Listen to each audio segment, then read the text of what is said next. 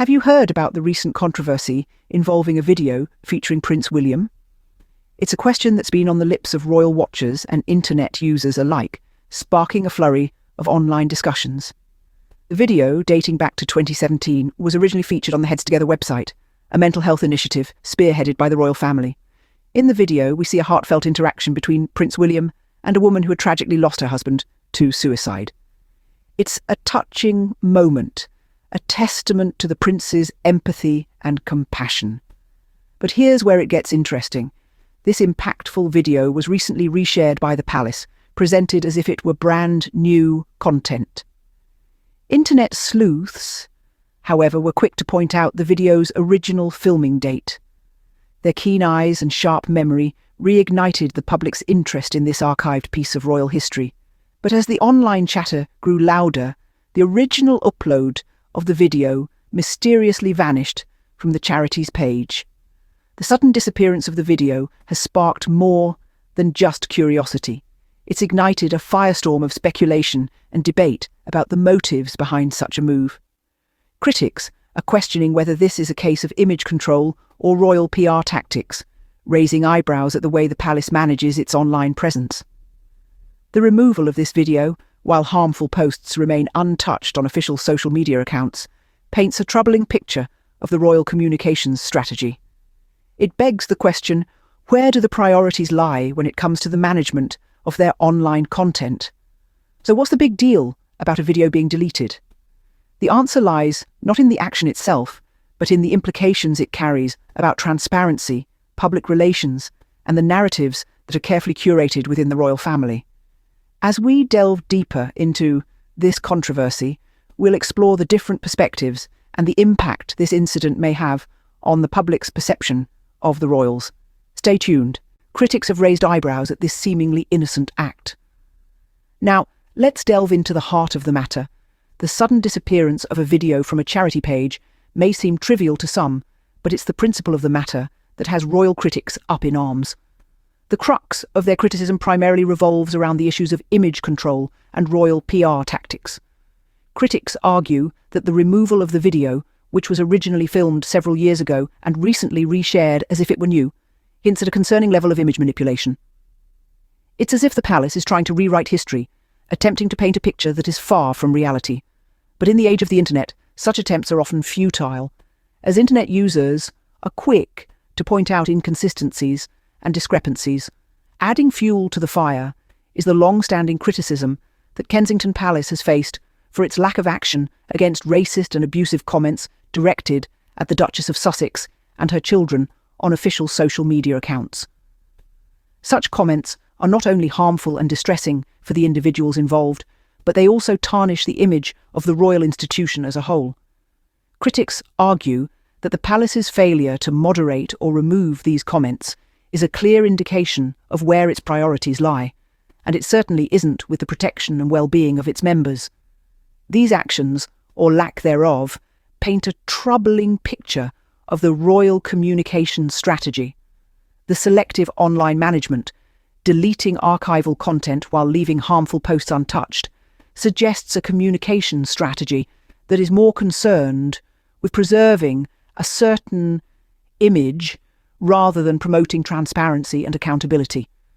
The palace's actions have drawn the ire of not just critics, but also of the general public, who expect a certain level of responsibility and accountability from such esteemed institutions. It's clear that the palace's communication strategy needs a serious re-evaluation if it wants to regain the trust and respect of the public. So, what does this tell us about the royal communication strategy? Well, in the words of one critic, it seems to be a case of image over integrity, and that, dear listeners, is a concerning trend indeed. Observers, too, have their own take on this incident. They've been watching the situation closely, and they've noticed a pattern that's hard to ignore. The royal communication strategy seems to lean heavily towards preserving a specific image, even if it means rewriting the past. This isn't just about a single video that disappeared from the Heads Together website. It's about a pattern of selective online management, where certain parts of history are erased, while others are left untouched.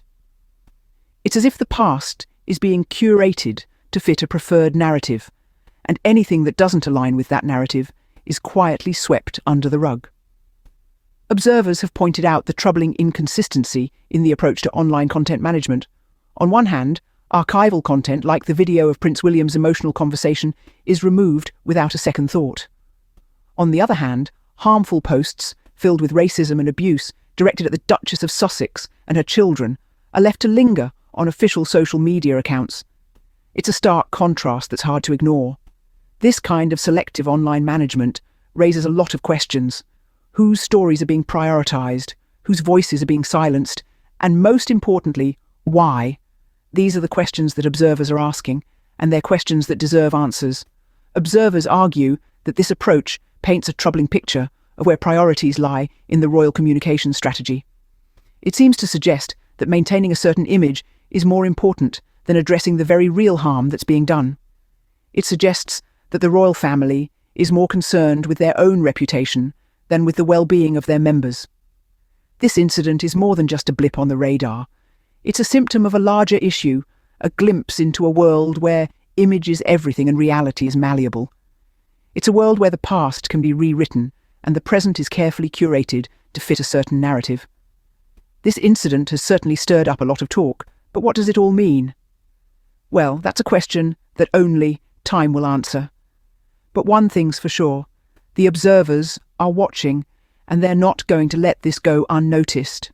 The deletion of this video has left a significant impact. It has triggered a wave of speculation and debate, drawing attention to the meticulous management of the royal image online. Whether it was a simple media mix-up or an intentional clean-up, this incident has underscored the reality of how tightly curated the royal narrative can be. The incident also highlights the swift and astute power of social media users to spot discrepancies and question narratives. It's a fascinating reminder of how the digital age has transformed the landscape of public discourse, making it more democratic and dynamic. Nowadays, every action, every deletion, every post can be scrutinized, dissected, and discussed by people across the globe in real time. This event has also underscored the paradox of the royal online presence. On one hand, it's a platform for showcasing the charitable work and personal stories of the royals, fostering a sense of connection with the public. On the other hand, it's a stage where every action is subject to intense scrutiny and criticism. It's a delicate balance between transparency and curation, between authenticity and image control. Moreover, this situation has sparked a broader conversation about the handling of online content by the royals. Deleting an old video while leaving harmful comments untouched raises questions about priorities in the royal communication strategy. It brings to light the need for a more thoughtful and balanced approach to managing online presence, one that promotes positive engagement while also addressing negativity and abuse. In the end, the deletion of this video serves as a compelling reminder of the complex dynamics at play in the royal digital sphere. It's a testament to the power of social media to challenge and shape narratives, a call for more transparency and accountability in the management of online content, and a signal of the ongoing evolution of the royal image in the digital age. It's clear that this incident has sparked a lot of discussion about the royal family's online presence. The implications of this deletion continue to unfold, leaving us all to wonder what the future of royal digital diplomacy will look like. Let's take a moment to summarize what we've discussed. We began with the sudden disappearance of a video from 2017 featuring Prince William. This clip, which showed an emotional conversation between the prince and a woman who had lost her husband to suicide, resurfaced recently and was shared again as if it were new. However, when the public pointed out the video's vintage, it mysteriously vanished from the Heads Together website. This event has sparked a ripple of criticism. Accusations have been made suggesting an attempt at image control and manipulation of royal PR tactics. What has further fueled the fire is the fact that Kensington Palace has faced enduring criticism for not addressing racist and abusive comments directed at the Duchess of Sussex and her children on their official social media accounts. Observers are questioning the selective online management that seems to be at play. The deletion of archival content juxtaposed against the inaction towards harmful posts paints a somewhat disconcerting image of the royal communication strategy.